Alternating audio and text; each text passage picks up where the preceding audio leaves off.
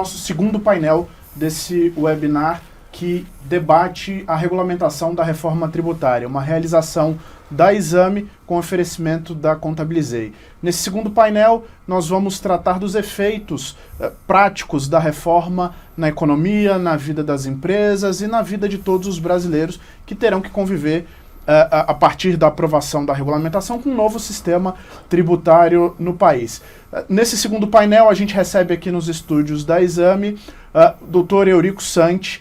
Dr. Eurico Santi é professor da Fundação Getúlio Vargas, também sócio fundador do think tank CECIF, que é o Centro de Cidadania Fiscal, que é a casa onde a PEC, hoje a emenda constitucional que foi aprovada pelo Congresso, nasceu. Professor Eurico Santi e o Bernard Api, que hoje é o secretário extraordinário da reforma tributária do Ministério da Fazenda, que começaram todo esse debate há alguns anos e fazem esse amplo debate há alguns anos. Professor, bem-vindo, obrigado por estar aqui com a gente. Muito obrigado, Timóteo. E também quem está aqui com a gente é o Pedro Siqueira, mestre, advogado, mestre em Direito e sócio do escritório Bichara, um dos principais escritórios em Direito Tributário do país. Pedro, obrigado pela sua atenção em atender o nosso chamado para debater um pouquinho os efeitos da reforma tributária. Obrigado a você, Timóteo, pelo convite de estar aqui com vocês. Bom, um prazer enorme receber vocês aqui. Eu quero começar esse debate um pouquinho com o professor Eurico. Eu queria dar um passo atrás. Eu queria que o senhor contasse um pouquinho para a gente, um pouquinho dos bastidores.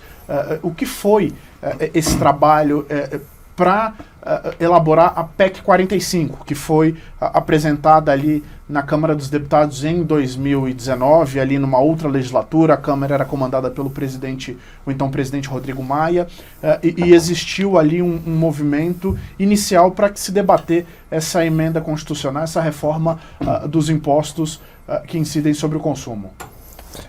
Obrigado, Timóteo. Bom dia, Pedro. Prazer estar aqui com vocês. Esse projeto começou em 2014 com um projeto da Fundação Getúlio Vargas chamado Nossa Reforma Tributária.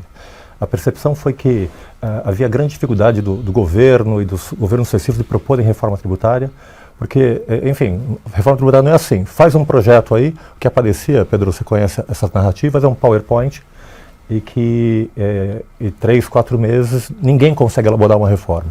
Esse processo demorou 10 anos para a gente chegar até aqui. A ideia do projeto Nossa Reforma Tributária é que a sociedade seria a grande protagonista do processo de reforma tributária, e nós começamos então na GV com esse movimento, que era um movimento de professores, inicialmente eu e Isaías Coelho. Depois nós montamos o Centro de Cidadania Fiscal, que é um think tank neutro, independente, patrocinado por 14 grandes empresas, cada uma de um setor diferente. Então esse projeto nasceu do setor empresarial, para dar uma amostra de vocês, do setor de bebidas Ambev, do setor de mineração Vale, Votorantim da indústria, Mercado Livre de plataforma, Banco Itaú, Carrefour, enfim, Volkswagen. A gente junta todas essas empresas. Eu me reúno há 10 anos com os diretores jurídicos, toda semana, para estar apresentando os passos da reforma. Então foi uma reforma construída na sociedade, que passou pelo governo Dilma, a gente não conseguiu emplacar. Depois tentamos o governo Temer, nós não conseguimos emplacar. Conseguimos, nas eleições de 2018, filiar Ciro Gomes, Alckmin, Haddad, João Amoedo, Marina Silva no projeto, mas ganhou o Bolsonaro. De novo a gente deu um passo atrás.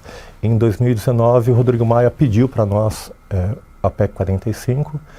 Nós tocamos por 2 meses a PEC 45 com o Rodrigo Maia, Aguinaldo Ribeiro e Baleia Rossi. Em 2022, houve a sucessão para o Lira e foi engavetado o projeto. Daí nós passamos a tocar com o Concefaz, com os 27 estados da União, que apoiaram a proposta pela primeira vez por escrito, os 27 secretários. Depois conseguimos o apoio da Confederação Nacional de Municípios. É importante destacar que dos 5 mil municípios apoiaram, e 86% dos municípios ganham com a descentralização da reforma. E em 2022, com o advento do governo Lula, o Haddad foi trazido para o Ministério da Fazenda, o Alckmin já tinha sido chipado em 2018, se tornou vice-presidente. Então a gente criou todo o ambiente para realizar a reforma, que vai começar a vigorar no próximo governo. Então está passando por pelo menos 5 governos. Então se trata de uma reforma de Estado e da sociedade. Ótimo, professor. Pedro, eu queria que você começasse o nosso bate-papo trazendo aqui para a nossa audiência seus principais pontos de preocupação neste momento, neste debate de regulamentação, e que efeitos a reforma pode trazer. Bom, inegável que a reforma vai simplificar a vida dos contribuintes, né? A gente tá saindo de um sistema muito complexo, com milhares ou milhões de legislações nos estados, nos municípios e no próprio governo federal, para a gente criar aí o nosso imposto de valor agregado. Mas o debate legislativo sempre é rico, para a gente não dizer outra coisa. Algumas ideias ou inovações propostas nem sempre têm um efeito prático como se espera.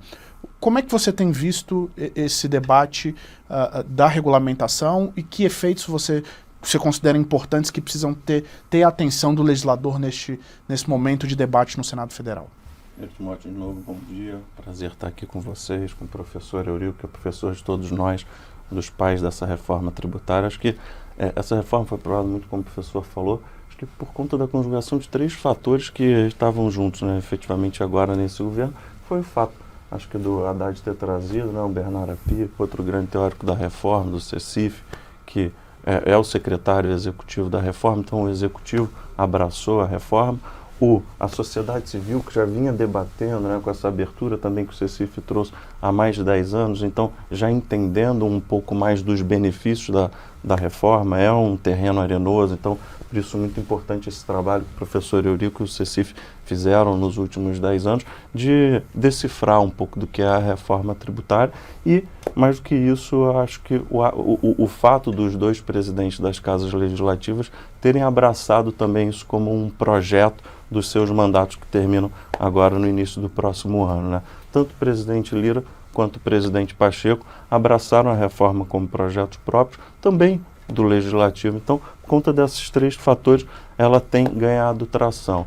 Eu acho que a reforma, ela efetivamente é um caminho muito bom. Acho que mais de 150 países do mundo já adotam o IVA, então o Brasil está repetindo algo que já deu certo. Mas não é porque o caminho é bom que dá para a gente ir no piloto automático. E alguns pontos precisaram ser alterados no Congresso Nacional, que já foram debatidos, tiveram alterações importantes e continua esse debate no Senado Federal. O que nos preocupa é que talvez tenha faltado tempo para que o debate amadurecesse dentro das casas legislativas, até por conta dessa intenção de que os 2 presidentes das casas, tanto Lira quanto Pacheco, fizessem a aprovação nos seus atuais mandatos. Alguns pontos ainda a gente entende que precisam ser amadurecidos, como, por exemplo, a manutenção do imposto seletivo na produção de minério, de ferro, né? Mesmo quando ele vai ser exportado. Isso é uma jabuticaba que foi trazida para o texto legislativo na reforma e que talvez ainda precise de um amadurecimento para que a gente possa tratar.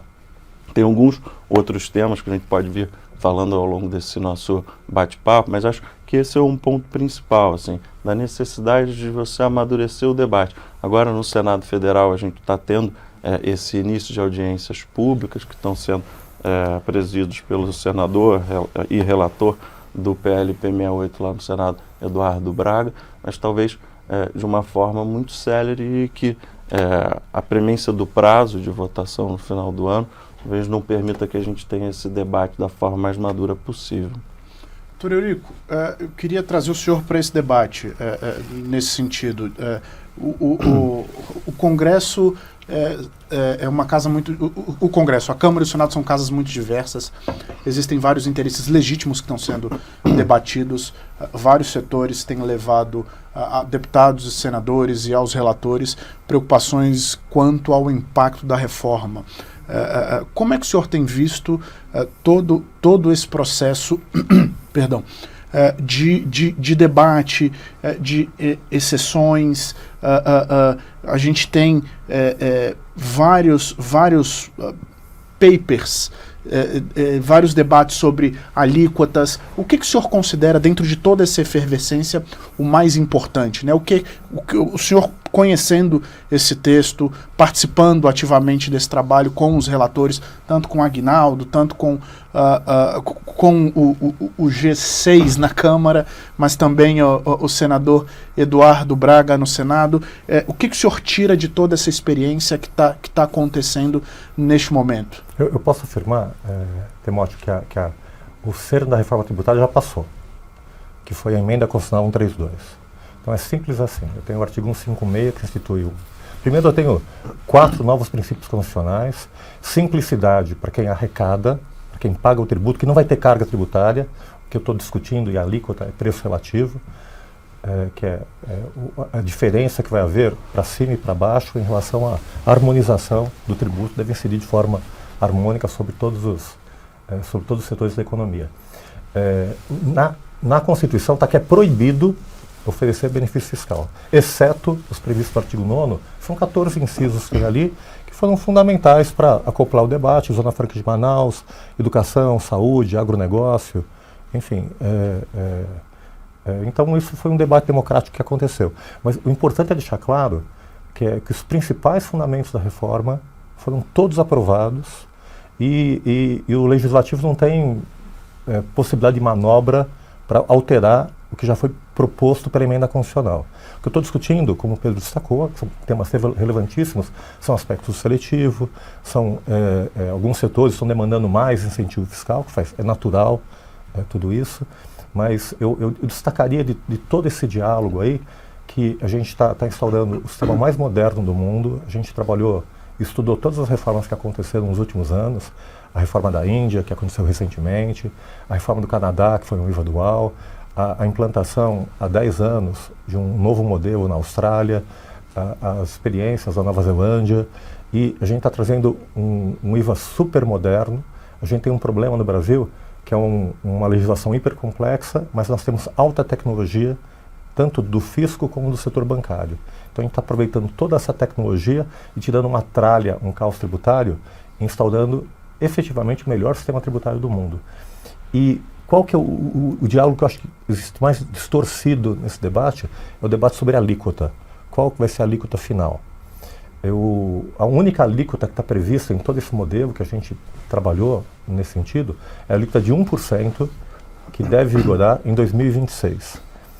O sistema atual, ele arrecada 1 trilhão e 200 bilhões, com ICMS, ISS, PiscoFins e IPI. Então, em 2026, a gente vai ter um teste. A gente espelhou isso, Timóteo, Pedro, na URV tributária, do modelo real, do sistema real. Primeiro tem que criar uma referência, na época, de valor, para fazer a transição da moeda antiga para o real. Então, a gente criou um modelo que vai vigorar em 2026. Por um ano vai vigorar uma alíquota de 1% de IBS, CBS, e essa alíquota vai ser fundamental para informar a transição sem aumento de carga tributária. Se em 2026 a gente descobrir que o modelo arrecada 100 bilhões, eu vou precisar, para todo o sistema, para arrecadar 1 trilhão e 200 bilhões, de 12% de alíquota.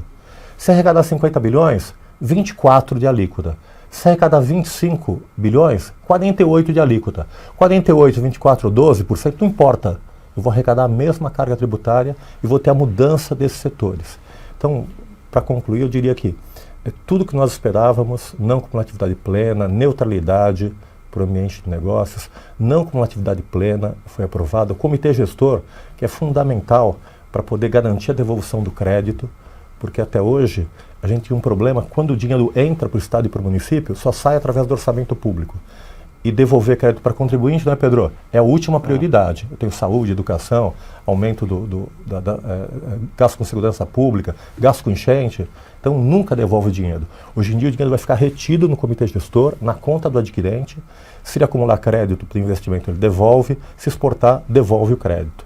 Então eu diria que todos os fundamentos foram aprovados, foram assimilados e, efetivamente, Pedro tem razão, tem que tomar cuidado com esse debate, mas é bom lembrar, é uma leizinha complementar que é aprovada por maioria simples, né? Ou seja, maioria do Congresso mais um. Então eu aprovo, então mesmo que eu veja alguma distorção, com o aprendizado do modelo a gente muda a lei complementar. O importante é que está aprovada já a emenda constitucional. Ótimo. Pedro, há esse grande debate sobre alíquotas e muito se comenta sobre a autonomia de prefeitos e governadores para arbitrarem ali suas alíquotas. Mas como bem o professor Eurico disse, teremos margem para adequar a alíquota à realidade, à necessidade de arrecadação, para que o governo ou não arrecade demais ou não arrecade de menos e a gente mantenha essa neutralidade. Como é que você tem visto esse debate sobre alíquotas? Porque no fim do dia muitas pessoas estão preocupadas exclusivamente com alíquotas e efeitos nos preços de produtos e serviços e estão deixando de lado outros pontos que são importantes, né? Como é que você tem visto esse debate e que outros pontos você considera que ainda precisam de atenção do Senado? Legal. Eu acho que com relação à alíquota a gente pode separar em 2 pontos. Né? Primeiro, com relação ao que está posto, né? Essa questão da preocupação de se ter uma alíquota única, de que essa alíquota ela mantenha a carga tributária atual, isso é uma verdade para o momento da transição, né? Até 32 você tem a previsão de manutenção da mesma carga tributária, por isso uma alíquota de referência, mas virou 32, que é quando você termina a transição, a partir de 33, você tem a possibilidade dos estados, municípios e União Federal, eles definirem a alíquota que eles bem entenderem.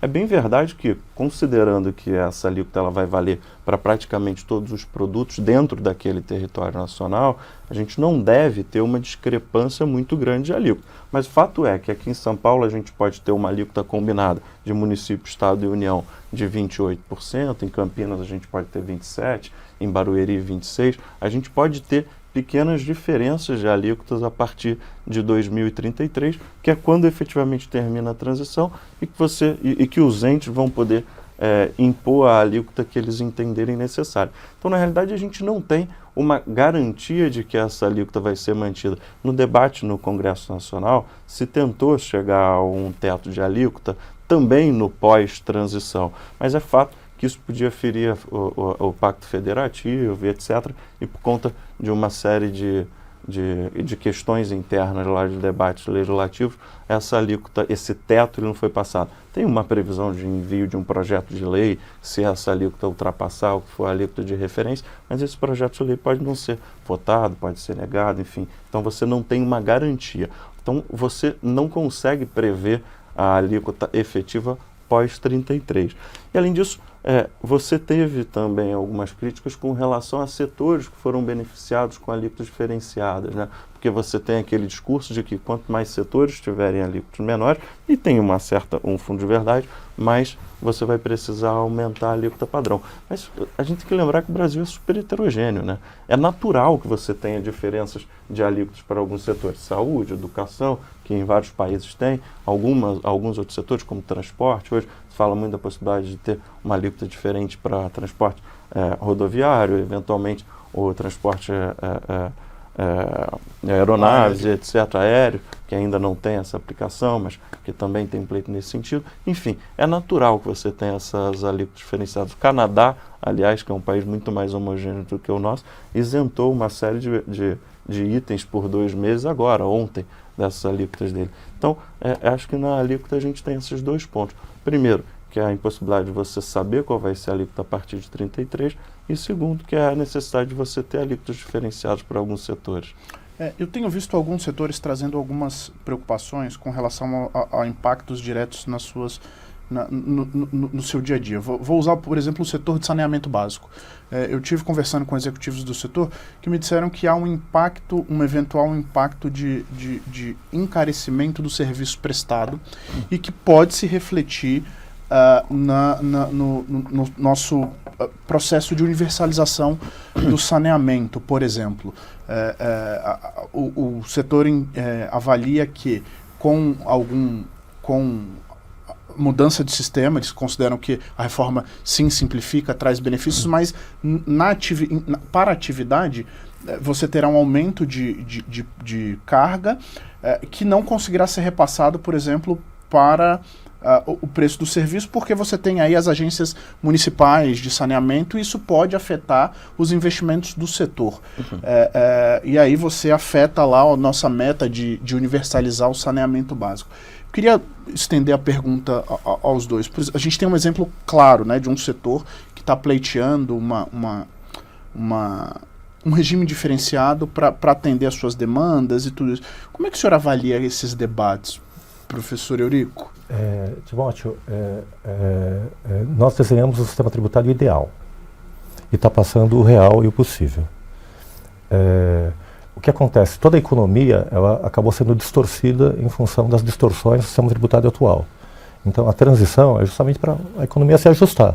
Eu tenho um problema de saneamento porque na ponta eu tenho empresas públicas que têm contratos fixos, enfim, tem grupos que trabalham com isso especificamente para resolver a questão dos contratos. Mas eu acho que o ponto importante para estar entendendo é esse processo de reforma tributária desonera completamente o setor produtivo. Essa reforma foi pensada há 10 anos, discutida com agentes fiscais, prefeitos, governadores, com dois fundamentos básicos. Não haverá aumento de carga tributária durante 10 anos, e isso vai ser controlado pelo Senado Federal e pelo TCU, pelo Tribunal de Contas da União,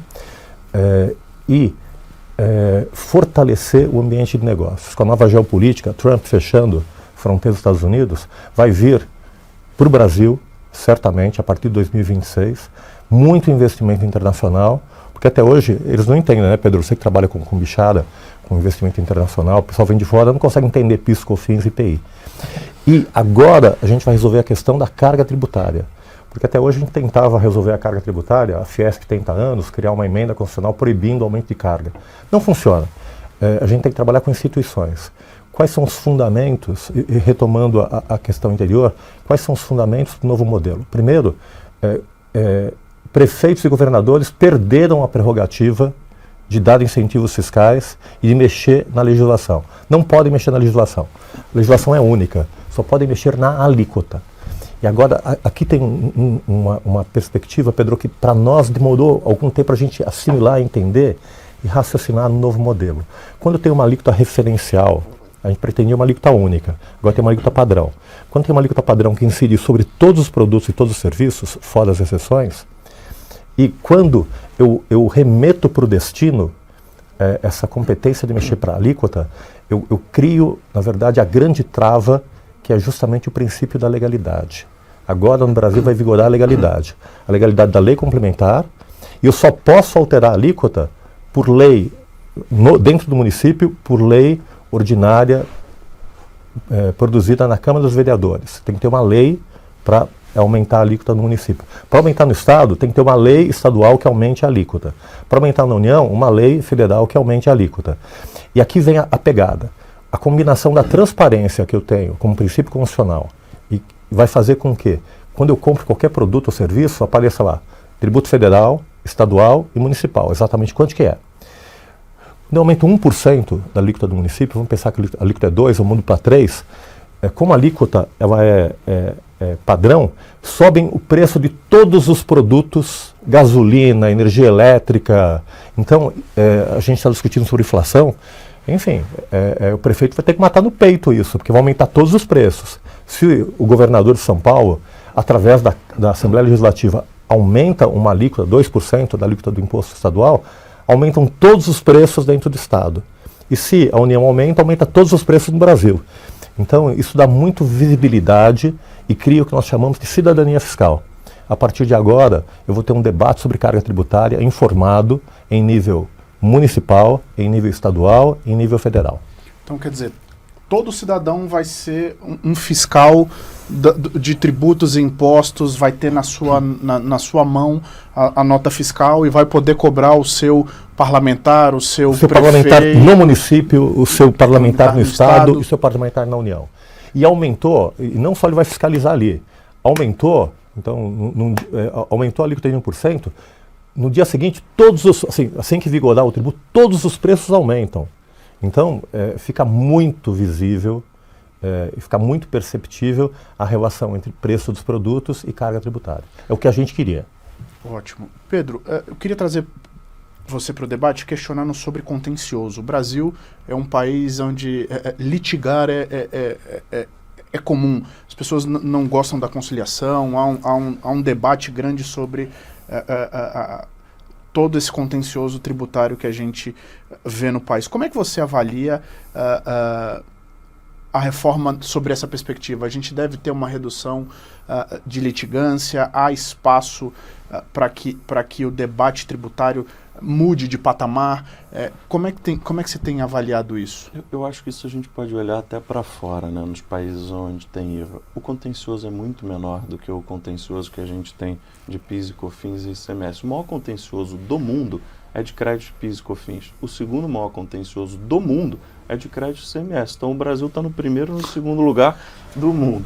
Com o IVA, e a gente tem uma não cumulatividade plena, efetivamente, agora a gente vai ter essa não cumulatividade plena, né, que é o fato de você poder tomar crédito de tudo que está dentro da cadeia do IBS e da CBS, a tendência é que depois de 33 a gente comece a ter uma diminuição de contencioso.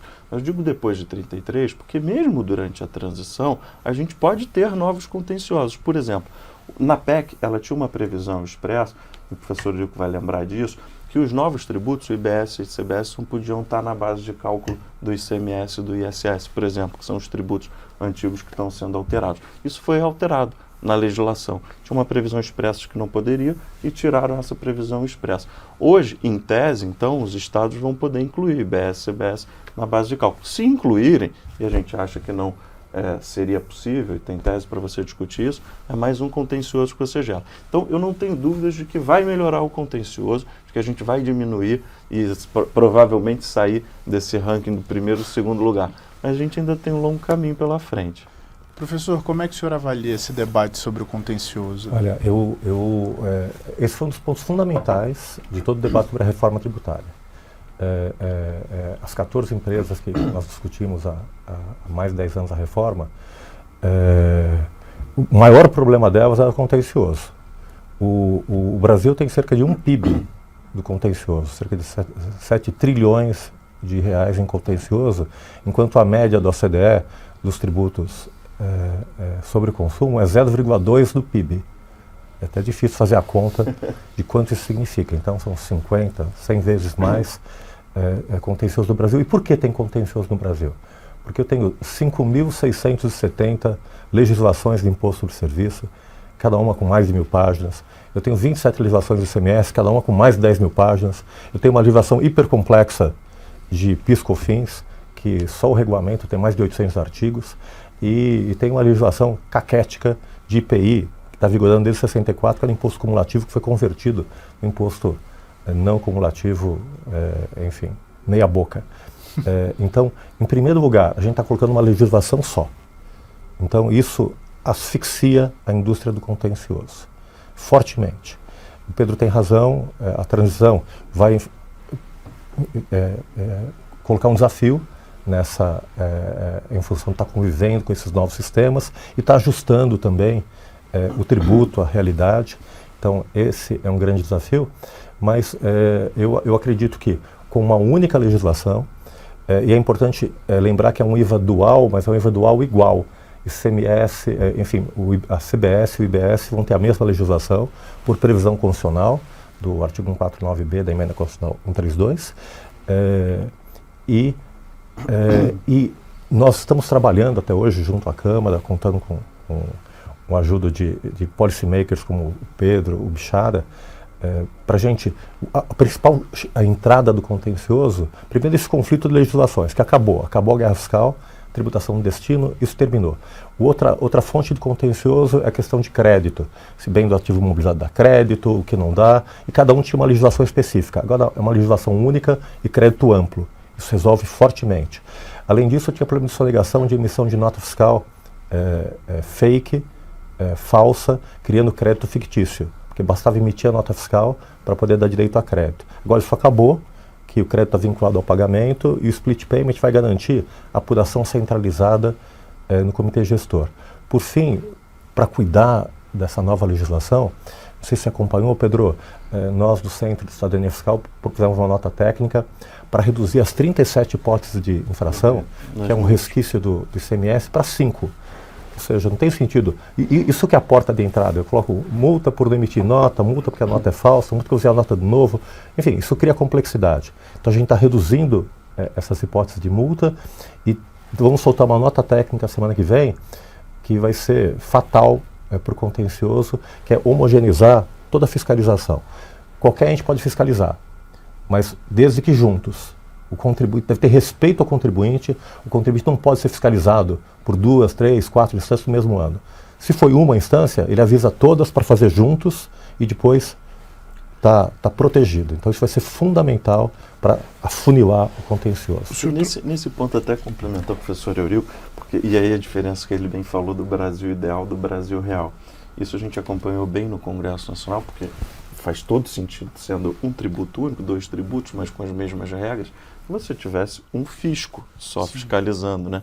E eventualmente aplicando as penalidades, se houver penalidade para ser aplicada, e cobrando tributo, se houver tributo para ser cobrado. Mas não foi o que veio no PLP 108, que é onde você está tratando disso, né? Você veio com a possibilidade dos 5.000 e tantos municípios podendo fiscalizar os contribuintes, os 27 estados, e mais a União Federal. Então, uma coisa que a gente já acontece hoje, já é uma das causas de grande contencioso, falta dessa uniformidade, está sendo mantida, e a gente que acompanhou muito os debates no Congresso Nacional, muito por uma pressão dos próprios fiscos, né, de não perder autonomia. Sim. Então, o Brasil ideal, que seria de fato essa unificação, e o Brasil real, que infelizmente ainda não passou essa unificação. Mas como sanar então essa... Eu diria que está sanado. Eu faço essa articulação, vou dar os bastidores do que o Pedro afirmou, e o Pedro está correto. O que aconteceu? Primeiro, os fiscos resistiram a essa unificação. Primeiro, através do IVA dual, a Receita ficou incomodada de trabalhar com estados e municípios. Os estados e municípios ficaram incomodados de trabalhar com a Receita Federal, com a União, que não confiam na União. E os estados ficaram incomodados de trabalhar com os municípios, e os municípios incomodados de trabalhar com os estados. E o que aconteceu?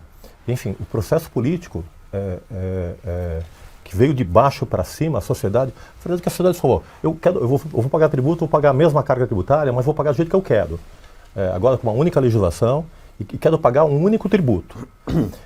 Só que quando isso, enfim, foi aprovada a emenda constitucional, daí foi criado o PAT-RTC, que foram 305 auditores fiscais, 100 da União, 100 dos estados, 100 dos municípios, entre procuradores, que tiveram que trabalhar juntos, falaram, toma aí a emenda constitucional. Agora se vira, vocês vão ter que trabalhar juntos. Bateram cabeça 3 meses, e disso, com a parte homogênea que trabalhava a CBS, IBS, que veio no PLP 68, me impressionou a qualidade do texto. Mas a parte que foi delegada para cuidar de contencioso, multas, revelou todo o corporativismo que existe nesse debate, que é natural. O cara trabalha há 50 anos com o ISS, pensar em trabalhar com o ICMS também, e trabalhar junto com outros fiscos, é uma grande dificuldade, compartilhar provas, fiscalização. Enfim, é perda de poder corporativo das corporações. Então esse debate aconteceu, teve reflexo na composição do comitê gestor. O nosso comitê gestor tinha uma instância de 9, que era deliberativa política, foi para 54. 27 municípios e 27 estados. Tudo foi paritário, estados e municípios. Então isso revelou efetivamente esses interesses corporativos, esse incômodo, essa dificuldade de estar dialogando. Trouxe todas as práticas, Pedro, que a gente olha as 37 hipóteses de infrações, são infrações do ICMS. Uma de serviço, outra de mercadoria, não tem sentido. Agora o imposto é sobre mercadoria e serviço. Então essa foi uma divisão que aconteceu, por isso o PLP 108 está se arrastando para ser aprovado.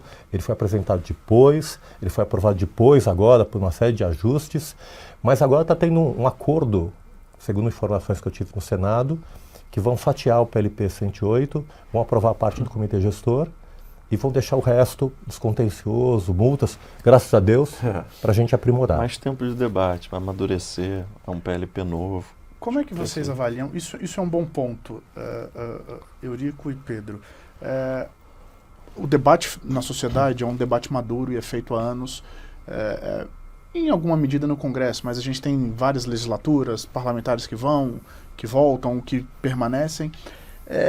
Como é que os senhores têm visto a qualidade do debate no Congresso Nacional e a celeridade que tem sido dada ao tema?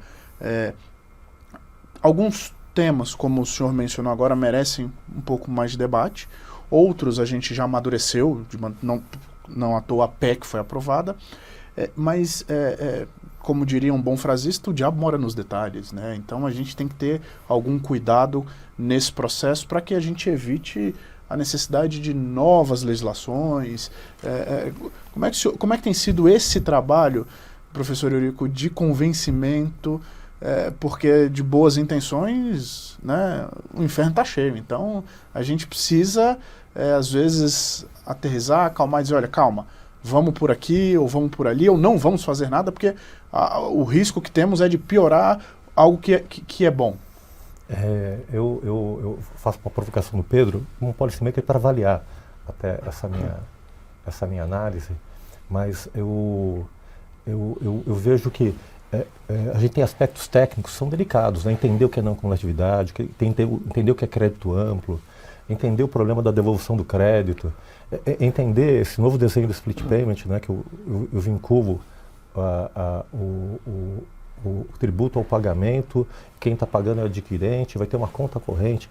Enfim, tudo isso são questões técnicas que criaram problemas dentro da nossa democracia, porque isso ficou um debate de técnicos, que afastou o próprio legislativo, que não conseguia dialogar, debater sobre isso.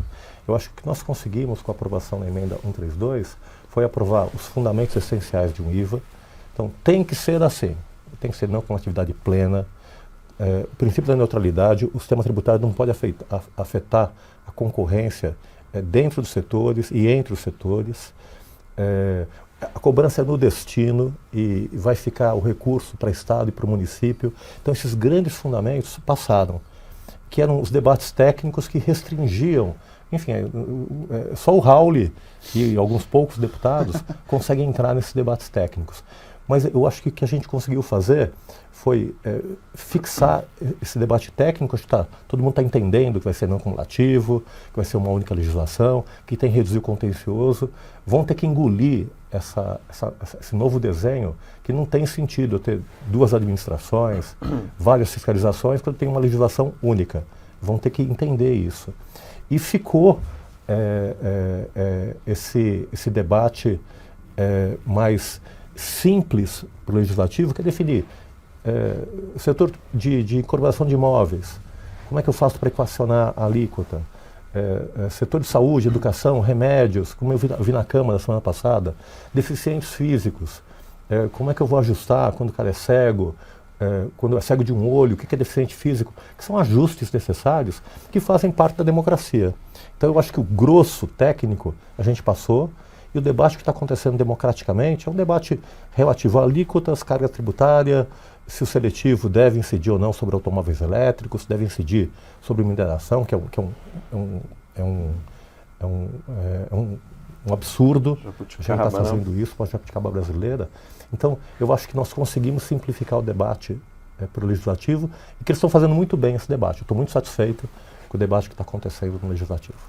Eu concordo totalmente com o professor Eurico. Eu acho que a reforma, que é o grande guidance, passou com alguns parlamentares muito envolvidos, e que eram os parlamentares que tinham que estar, como o relator Aguinaldo, que foi o relator na Câmara, o senador Eduardo Braga, o deputado Raul, eram os que estavam mais envolvidos. E passou esse grande guidance. A minha preocupação, e como eu disse no início, é que o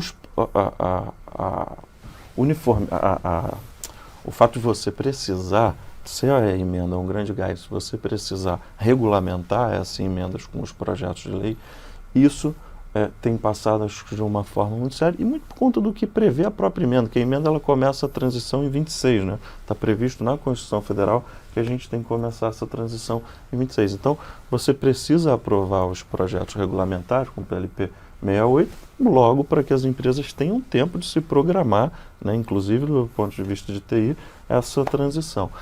Mas nesses PLPs, Aí eu acho que precisa de uma atenção maior e talvez fosse o caso de eventualmente pensar em escorregar essa transição um ano, enfim, como já tem sido iniciado o debate no Congresso Nacional também, de eventualmente iniciar essa transição em 27. E por que eu te digo? Porque nesses, e como você bem disse, o diabo mora mesmo nos detalhes, né? Por exemplo, eu vou te dar um exemplo que é curioso. Você tem previsão de redução de alíquota para desportos, né? Para atividades esportivas. Sim. E aí no PLP 68, eles reduziram a alíquota, você tem que colocar quais os itens específicos, para transferência de atletas de futebol. Sim. Né? Eu, como botafoguense, estou todo pimpão agora que estou na final do Libertadores. Então, a gente pode entender que algumas pessoas achem que é importante isso, mas não foi previsto, por exemplo, para os itens esportivos, que é o que você deveria influenciar as pessoas a praticar esporte, para melhorar a saúde, etc. Então, será que não vale a gente perder um pouco mais de tempo? E aí, na política, que todos os parlamentares estão mais entendidos, do que faz mais sentido para a sociedade brasileira? Tem muitas exceções, tem algumas exceções dentro da emenda à Constituição, de alíquota, de itens e etc. Então, será que não vale a gente se debruçar com um pouco mais de calma para ver o que a sociedade efetivamente quer? Então, eu tenho só essa preocupação. Preocupações importantes. Eu queria fazer uma pergunta aos dois. Bom, a gente tem falado, o CECIF teve o privilégio de ter 14 grandes empresas ajudando nesse debate. Vocês no escritório assessoram grandes empresas, entendem a realidade de todos os brasileiros, mas a grande realidade é que o Brasil é um país do empreendedorismo dos pequenos, né? Os maiores empregadores do país são as pequenas empresas. A gente tem um Simples que está funcionando há anos e ajuda várias empresas a nascerem, a florescerem e a crescerem. E vários empresários, associações têm externado alguma preocupação com os impactos, com eventuais impactos para os pequenos negócios do texto da reforma. Eu queria entender dos senhores se faz sentido isso, ou se é necessário alguma mudança. Por exemplo, alguns especialistas têm apontado que com o novo sistema, a contratação de empresas do Simples pode ser, não sei se a melhor palavra é desincentivado, uma perda de competitividade, porque o Simples as empresas do Simples não fazem ali o crédito, né, de tributos. E por outro lado, alguns especialistas têm trazido como preocupação o fato de o split payment ser uma inovação importantíssima, mas ela afetar um pouco o fluxo de caixa desses pequenos negócios. Quer dizer, como é que os senhores veem isso? Bom, do lado do crédito é um debate. Eu acho que do lado do split payment é uma nova realidade, as empresas vão ter que se adequar. Mas como é que tem sido esse debate com os donos de pequenos negócios que vão conviver com uma nova realidade? Eu acho que um aspecto importante, Timóteo e Pedro, desse making-off foi, primeiro, toda a literatura mundial dos novos IVAs tem alíquota uniforme. Foi provado, foi demonstrado que o imposto sobre o consumo ele não se presta a oferecer incentivos fiscais. Na França, reduziram a tributação dos alfaiates, enfim, das grandes casas de costura, não aumentou o emprego, não reduziu o preço, porque não tem nenhuma garantia que você vai reduzir o tributo e vai reduzir o preço. Sim. Você normalmente aumenta o lucro do empresário. Não é uma correlação direta. Né? Não há correlação direta, então se você quer efetivamente afetar o comportamento, tem que ter um imposto de renda sobre subsídios, empréstimos ou outros caminhos, não esse. Então o sistema todo foi desenhado nesse sentido para ser uma alíquota uniforme e não ter nenhuma exceção. E a gente defendeu isso que a gente sabia. Se a gente não defendesse nenhuma exceção, iam passar algumas, saúde, educação, e agora nós temos 3 alíquotas. A padrão, menos 30, menos 60, que é o melhor dos mundos, muito melhor que os sistemas europeus, são da década de 80 e da década de 90. A única exceção que a gente não conseguiu peitar, que sabia a repercussão que teria, é do Simples Nacional. A gente defendeu que tinha que acabar com a Zona Franca de Manaus, e remunerar 60 bilhões da Zona Franca através de gasto de orçamento. Mas o Simples a gente sabia que não dava para mexer. Então, primeiro, dentro da proposta está mantido o Simples. Sim. E está melhorado o Simples. A parte do Simples que diz respeito aos tributos sobre o consumo, IPI, ICMS, ISS, PIS/COFINS, dá direito a crédito e transmite direito a crédito. Então a gente melhorou a não compatibilidade do Simples. E criamos uma opção para as empresas do Simples aderirem ao sistema CBS-BS plenamente na sua não cumulatividade, pagando a alíquota cheia, acreditando da alíquota cheia, que vai desonerar completamente o custo dessas empresas do Simples que aderirem, mantendo os incentivos federais, que são os mais importantes, da contribuição previdenciária e do imposto sobre a renda. Então, eu diria que a gente fez um desenho muito preocupados com o Simples. Se a gente arranha o Simples, é simples assim, a reforma não passa. Então, a gente teve um cuidado muito, muito especial com o Simples. E é importante destacar que o setor de serviços, por exemplo, 90% do setor de serviços está no Simples, os restantes 10% do setor de serviços, eu tenho grande parte que está no meio da cadeia, que são as grandes prestadoras de serviço, e no fundo eu estou debatendo aí com 1% que está ali na ponta, que são grandes empresas que estão negociando ali na ponta específica. Mas o recado para o Simples é que o Simples passou integralmente e está melhorado, vai melhorar. E a questão do fluxo de caixa, submeto também a avaliação do Pedro, eu tenho a perspectiva que agora eu não consigo mais financiar com o custo dos tributos em função da apuração, que acontece automaticamente. Mas agora também o sistema é não cumulativo, eu estou tomando direito a crédito e estou garantindo a devolução do crédito. Então tem aí um cálculo para fazer necessário dessa outra variável que vai colaborar no fluxo de caixa. O que eu tenho ouvido com relação às empresas simples a contratação de empresa do Simples hoje é incentivada por quem está no regime não cumulativo de PIS e COFINS. Então, se eu, Pedro, sou uma empresa que estou no regime não cumulativo de PIS e COFINS, eu contrato uma empresa do Simples, pagando pouco, e eu tomo crédito de 9,25 daquele serviço que eu contratei. Claro, se for um serviço que me dá direito ao crédito. Tá? Então, eu tenho um estímulo, porque eu tomo um crédito maior do que eu efetivamente paguei. No novo modelo, eu vou tomar o crédito exatamente na medida em que for pago de tributo pela empresa do Simples. Então, em vez de eu ter esse crédito a maior quando eu contratei de 9,25, eu vou ter do que foi pago lá. Então, no futuro, você não vai ter esse estímulo de contratação das empresas do Simples por conta desse crédito a maior que você toma hoje. Então, você pode eventualmente ter esse problema no futuro, né? Porque os contratantes vão ver, olha, eu contrato uma empresa do Simples por conta da carga tributária hoje. Se for por isso, eu posso eventualmente deixar de contratar e contratar uma outra empresa mais eficiente por outro lado, né, de entregas efetivamente. Então, isso eu acho que vai ser analisado quando você tiver a alteração de modelo, porque hoje você tem esse estímulo do crédito de PIS e COFINS. Com relação ao split payment, se ele efetivamente, quando ele for, e eu acredito que ele efetivamente vai ser implementado da melhor forma possível, né, que é o split payment com o crédito imediato, com as apurações, quando ele for implementado, você vai ter provavelmente esse risco de descasamento de caixa, mas vai ter a manutenção, vai ter a tomada do crédito também de forma imediata. E enquanto ele não for implementado, o PLP trouxe a solução, que é manter a apuração muito parecido com o que já é com o ICMS hoje. Então você vai ter apuração mensal com base nas suas entradas e o que está destacado na nota. Então, tendo o split payment implementado, acho que os créditos resolvem. Não tendo, vai ser como já é hoje. Então se diminui o impacto. Senhores, estamos chegando ao final do nosso debate. Quero agradecer a presença dos dois e abrir para as considerações finais. Eu quero agradecer, Timóteo, quero agradecer o Pedro, cumprimentar o escritório do Gustavo Bichara e do Pedro.